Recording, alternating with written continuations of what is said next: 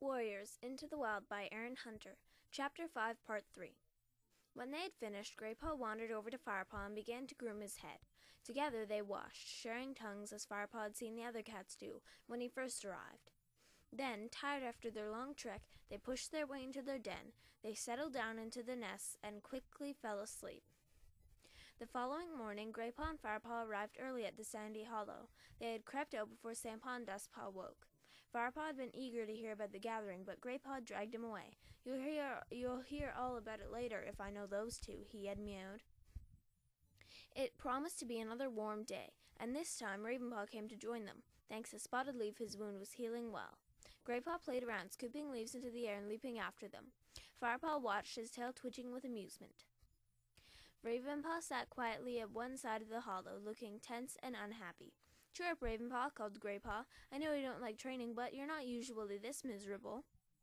The scents of Lionheart and Tigerclaw warned the apprentices of their approach, and Ravenpaw mewed hastily. "I suppose I'm just worried about my shoulder getting hurt again." At that moment, Tigerclaw emerged from the bushes, closely followed by Lionheart. "Warriors should suffer their pain silently," growled Tigerclaw. He looked at Ravenpaw straight in the eye. "You need to learn to hold your tongue." Ravenpaw flinched and dropped his eyes to the ground. "Tigerclaw's a bit grumpy today," Graypaw whispered into Firepaw's ear. Lionheart glanced at his apprentice sternly and announced, "Today we are going to practice stalking. Now, there's a big difference between creeping up on a rabbit and creeping up on a mouse. Can any of you tell me why?" Firepaw had no idea, and Ravenpaw seemed to have taken Tigerclaw's comment to heart and was holding his tongue. "Come on," snorted Tigerclaw impatiently. It was Graypaw who answered. "Because a rabbit will smell you before he sees you, but a mouse will feel your paw steps through the ground before he smells you." "Exactly, Graypaw. So what must you bear in mind when hunting mice?" "Step lightly," Firepaw suggested. Lionheart looked approvingly at him. "Quite right, Firepaw. You must take all your weight into your haunches, so that your paws make no impact on the forest floor. Let's try it." Firepaw watched as Graypaw and Ravenpaw immediately dropped into a stalking crouch. "Nicely done, Graypaw," mewed Lionheart as the two apprentices began to move forward stealthily. "Keep your rear down, Ravenpaw. You'll take a duck," spat Tigerclaw. "Now you try it, Firepaw." Firepaw crouched and began to creep across the forest floor. He felt himself fall instinctively into the right position, and as he stepped forward as silently and lightly as he could, he felt a glow of pride that his muscles responded so smoothly. "Well, it's obvious you've known nothing but softness," growled Tigerclaw. "You stalk like a lumbering kitty pet. Do you think dinner's going to come and lie down in your food dish and wait to be eaten?" Firepaw sat up quickly as Tigerclaw spoke, a little taken aback by his harsh words. He listened carefully to the warrior, determined to get everything right. "His pace and forward movement will come later, but his crouch is perfectly balanced," Lionheart pointed out mildly. "Which is better than Ravenpaw, I suppose," complained Tigerclaw. He cast a scornful look at the black cat. "Even after 2 moons of training, you're still putting all your weight on your left side." Ravenpaw looked even more dejected, and Firepaw couldn't stop himself from blurting out, "His injury is bothering, that's all." Tigerclaw whipped his head around and glared at Firepaw. "Injuries are a fact of life. He should be able to adapt. Even you, Firepaw, have learned something this morning. If Ravenpaw picked up things as quickly as you, he'd be a credit to me instead of an embarrassment. Imagine being shown up by a kitty pet." He spat angrily at his apprentice.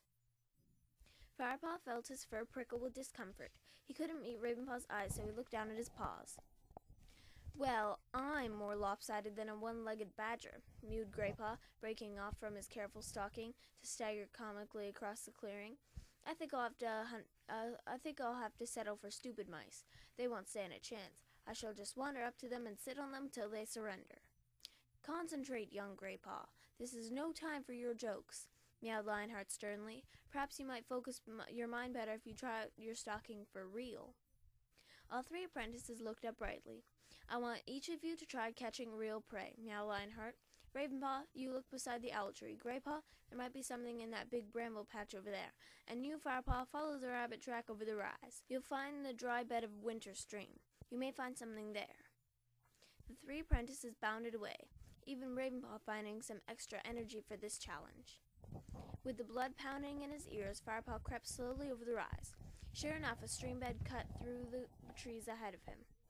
In leaf fall, he guessed it would carry the rainwater away from the forest and into the great river that cut through RiverClan territory. Now it was dry. Firepaw crept quietly down the bank and crouched on its sandy floor. Every sense felt on fire with tension.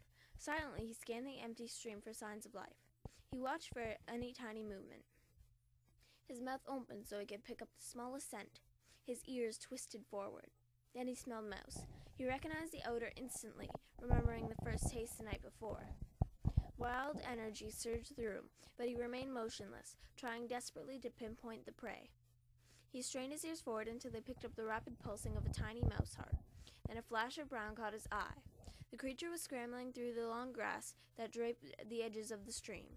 Firepaw shifted closer, remembering to keep the weight on his haunches until he was within striking distance. Then he pushed back hard on his hindpaws and sprang, kicking up sand as he rose. The mouse raced away, but Firepaw was quicker. He scooped it into the air with one paw, threw it onto the sandy stream bed, and lunged on top of it. He killed it quickly with one sharp bite. Firepaw carefully lifted the warm body between his teeth and returned with his tail held high to the hollow where Tiger Claw and Lionheart waited. He had made his first kill.